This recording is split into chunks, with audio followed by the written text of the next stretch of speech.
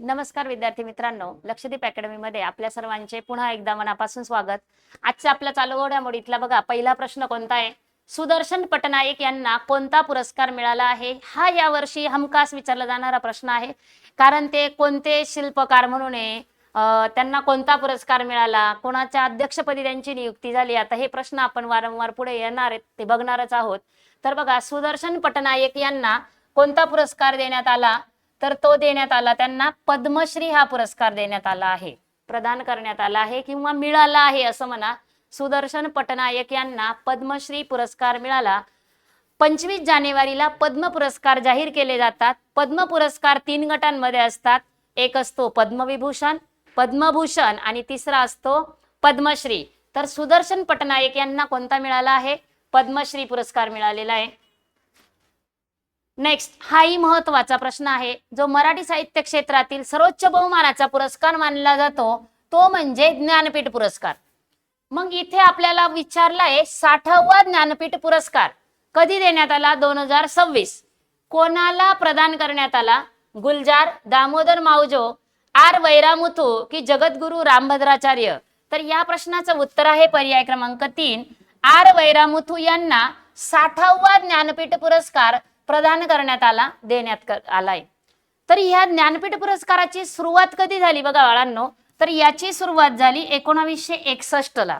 पण पहिला ज्ञानपीठ पुरस्कार कधी मिळाला, कोणाला मिळाला? तर 1965 ला जी शंकर कुरूप यांना पहिला ज्ञानपीठ पुरस्कार मिळाला। ज्ञानपीठ पुरस्कार मिळविणारी पहिली व्यक्ती कोण? जी शंकर कुरूप। आपल्याला प्रश्न असा विचारला जातो की मराठी व्यक्ती, महाराष्ट्रातील पहिली व्यक्ती ज्ञानपीठ पुरस्कार मिळविणारी कोण? महाराष्ट्रातली म्हटलं तर वी.स. खांडेकर ही महाराष्ट्रातली पहिली व्यक्ती आहे की त्यांना ज्ञानपीठ पुरस्कार मिळाला होता। तो मिळाला होता 1974 ला आणि त्यांच्या ययाती या कादंबरीसाठी। ही पहिली व्यक्ती होती। मग दुसरी महाराष्ट्रीयन व्यक्ती कोण होती की त्यांना ज्ञानपीठ पुरस्कार मिळाला होता? तर ते म्हणजे कुसुमाग्रज वि.वा. शिरवाडकर यांना मिळाला होता 1987 ला त्यांच्या विशाखा या कादंबरीसाठी।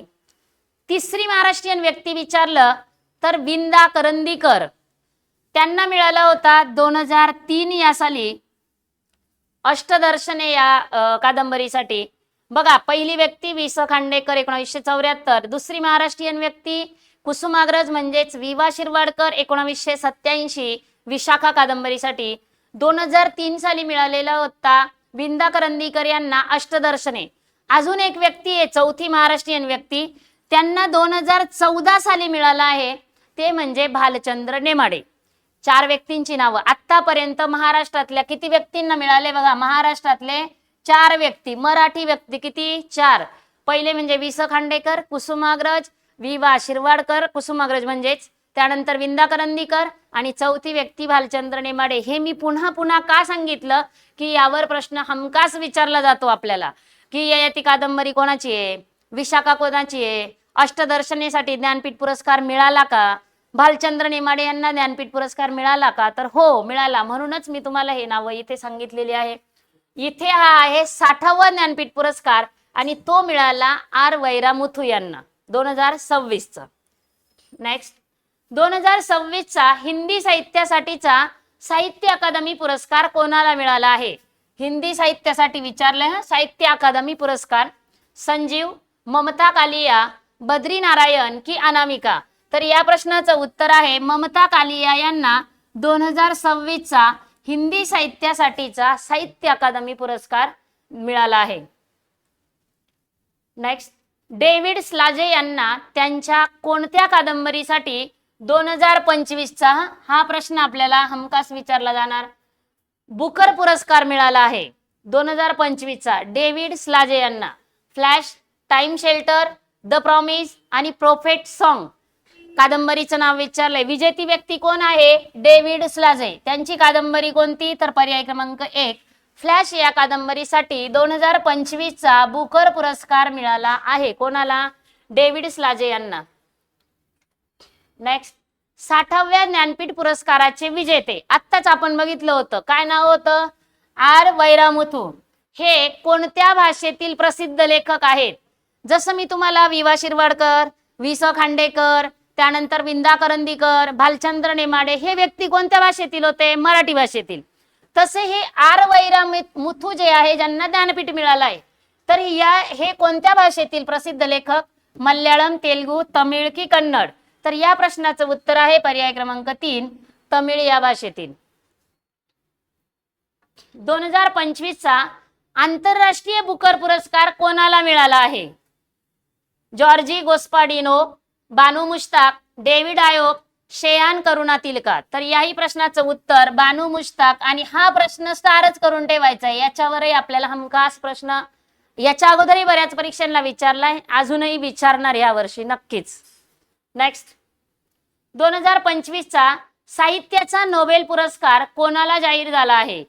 जॉन फॉसे, अनी एरनो, लास्लो क्लासनाहोरकाई आणि अब्दुल राझक गुरनाह? तर बघा, नोबेल पुरस्कार जे जाहीर केले जातात 6 क्षेत्रामध्ये, तर त्याच्यातील हा एक साहित्य नोबेल पुरस्कार असतो आणि तो देण्यात आला 2025चा लास्लो क्लासनाहोरकाई यांना. पर्याय क्रमांक 3.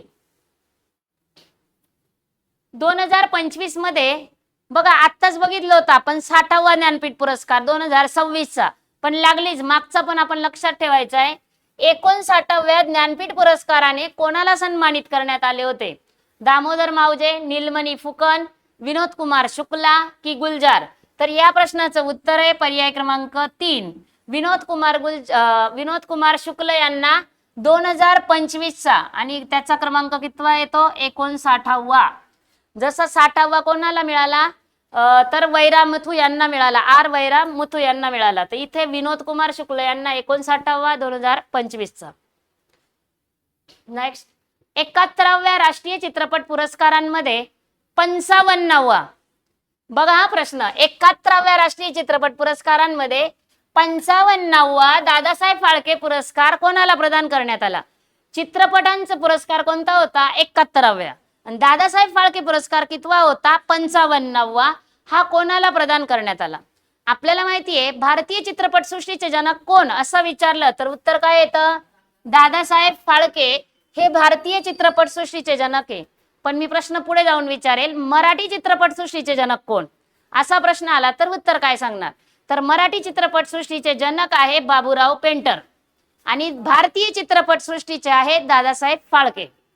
तर या प्रश्नाचं उत्तर हा दादासाहेब फाळके पुरस्कार कोणाला देण्यात आला? तर मोहनलाल विश्वनाथन यांना देण्यात आला 71व्या राष्ट्रीय चित्रपट पुरस्कारांमध्ये.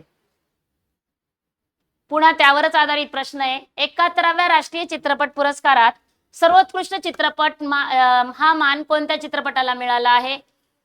71वा विचारले हा. 12th फेल, RRR, कांतारा की पुष्पा द राईज? तर या प्रश्नाचं उत्तर आहे 12th फेल. 11व्या अजिंठा एलोरा चित्रपट महोत्सवात पद्मपाणी, नाव लक्षात ठेवा व्यवस्थित, पद्मपाणी लाईफ टाइम अचीवमेंट अवॉर्डने कोणाला गौरवण्यात आले? 11वा अजिंठा एलोरा चित्रपट महोत्सव आहे हा. AR रहमान, गुलजार, इलयाराजा की आशा भोसले? तर या प्रश्नाचं उत्तर आहे पर्याय क्रमांक 3, इलयाराजा यांना पद्मपाणी लाईफ टाइम अचीवमेंटने अवॉर्डने गौरवण्यात आलेला आहे. 2025च्या Red Sea International Film Festival मध्ये आता बघा पुन्हा इथे अवॉर्डचं नाव काय सांगितलंय? गोल्डन ग्लोब्स होरायझन अवॉर्ड कोणाला मिळाला? पर्याय दिले आहे प्रियंका चोप्रा, आलिया भट्ट, दीपिका पादुकोण आणि कॅटरीना कैफ. तर याचं उत्तर आहे आलिया भट्ट यांना गोल्डन ग्लोब्स होरायझन अवॉर्डने पुरस्कार किंवा गौरवण्यात आले, पुरस्कार देण्यात आलेला आहे 2025च्या Red Sea International Film Festival मध्ये. 2026 मध्ये हाही प्रश्न अतिशय महत्वाचा आहे, हमखास येणारा प्रश्न आहे हा. अशोक चक्र पुरस्काराने कोणाला सन्मानित करण्यात आले आहे?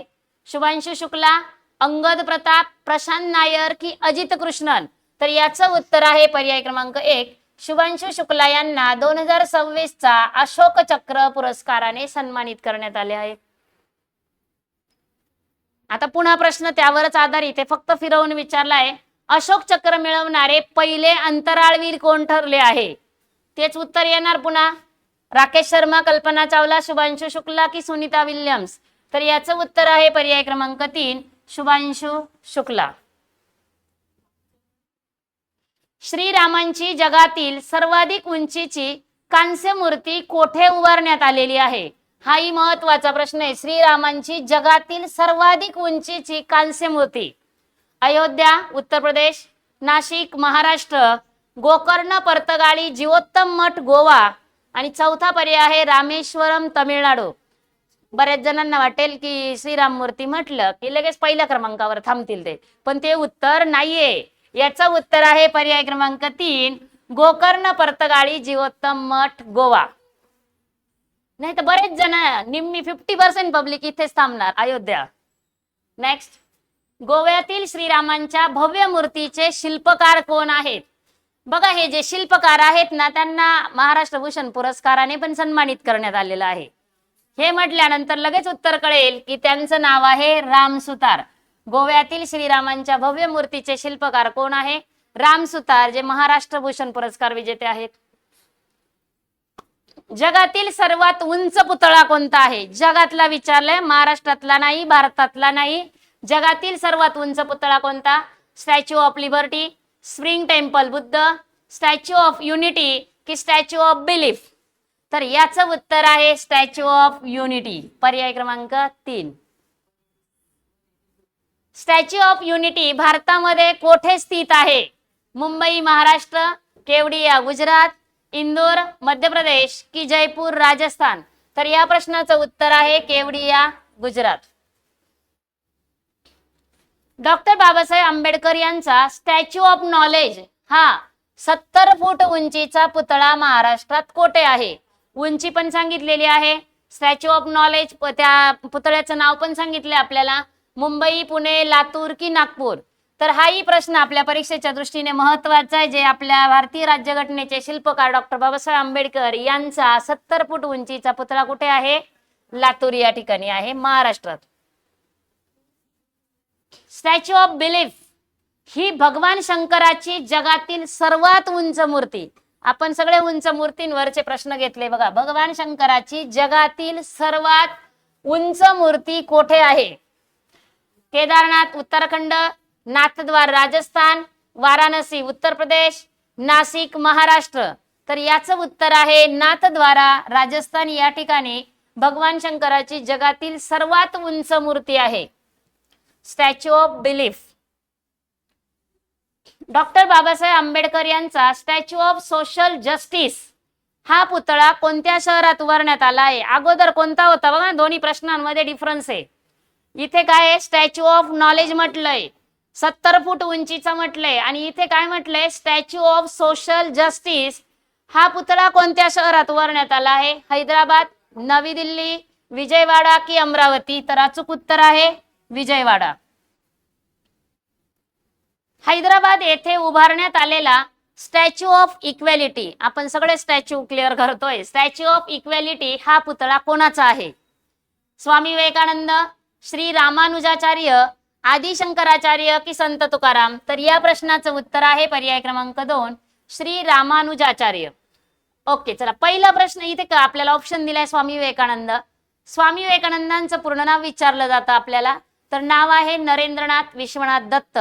त्यांचा जन्म कधी आहे? तर 12 जानेवारी. आणि तो दिन कोणता दिन म्हणून साजरा केला जातो? युवा दिन म्हणून साजरा केला जातो. पुन्हा आपल्याला हा चौथा ऑप्शनही महत्वाचा आहे, संत तुकाराम. संत तुकारामांचं पूर्ण नाव विचारलं जातं आपल्याला, तुकाराम बोलोबा आंबिले. आणि त्यांची काय प्रसिद्ध होतं? तर त्यांचे अभंग प्रसिद्ध होते, तुकारामांची अभंग गाथा प्रसिद्ध होती. आणि त्यांची समाधी जर विचारलं तर देहू हे सांगायचंय, पुणेमध्ये. नेक्स्ट, स्टॅच्यू ऑफ इक्वॅलिटी या पुतळ्याची एकूण उंची किती आहे? फूट आहे. 182 फूट, 250 फूट, 216 फूट की 500 फूट? तर याचं उत्तर आहे स्टॅच्यू ऑफ इक्वॅलिटीची उंची आहे 216 फूट. युनेस्कोच्या अमूर्त सांस्कृतिक वारसा यादीचं नाव लक्षात ठेवा. अमूर्त सांस्कृतिक वारसा यादीत कोणत्या भारतीय सणाचा समावेश केलाय? बघा, सांस्कृतिक वारसामध्ये कशाचा? सणाचा समावेश केला. ठिकाणांचा ऐकलं होतं, सणांचा पण. होळी, दीपावली, त्याला दिवाळी म्हणतो आपण, गणेशोत्सव, नवरात्री.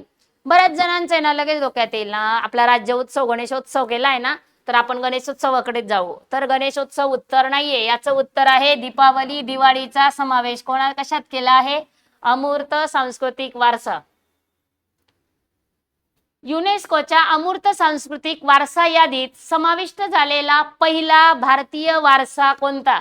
आता इथे आपल्याला आता विचारलेलं होतं की कोणता सण, आणि आता विचारले कोणता वारसा. कुटियाट्टम नाट्य केरळ, दुर्गा पूजा, कुंभमेळा, वैदिक जप. हाही प्रश्न वाचल्यानंतर बऱ्याच जणांना वाटेल मॅडम कुंभमेळा आहे ना आपल्या भारतातच भरतो, पण कुंभमेळा उत्तर नाहीये. याचं उत्तर आहे कुटियाट्टम नाट्य केरळ. नाही तर 90% पब्लिकला हे उत्तर वाटतं कुंभमेळा फक्त भारतामध्ये. कुंभमेळा उत्तर नाहीये, उत्तर आहे कुटियाट्टम नाट्य, जे केरळचं आहे. त्याचा ह्या पहिला भारतीय वारसा कोणामध्ये अमूर्त सांस्कृतिक वारसा यादीत आहे. बघा आजचे आपले चालू घडामोडीचे प्रश्न एवढेच होते. यानंतर पुन्हा भेटूया. धन्यवाद.